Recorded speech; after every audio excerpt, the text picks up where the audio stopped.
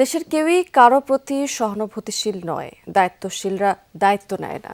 সন্ধ্যায় রাজধানীর বিশ্ব সাহিত্য কেন্দ্রে নিজের লেখা বই বাংলাদেশের সমাজ এবং রাজনীতি এর মোড়ক উন্মোচন অনুষ্ঠানে এমন মন্তব্য করেছেন বিদ্যুৎ এবং জ্বালানি উপদেষ্টা ডক্টর মোহাম্মদ ফাউজিল কবির খান।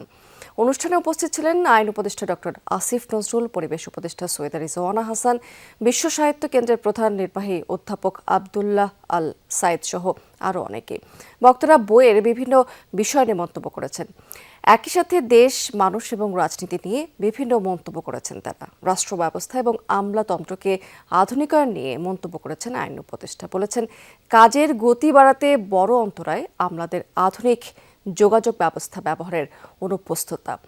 অধ্যাপক আবদুল্লাহ সাইদ বলেছেন, একটি দেশের সংস্কার হুট করেই সম্ভব হয় না।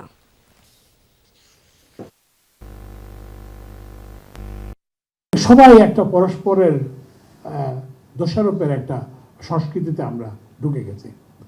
আসলে মূল সমস্যাটা হচ্ছে যে আমরা সবাই উই ডু নট কেয়ার। আমলারা বাংলাদেশে প্রকৃতিগতভাবে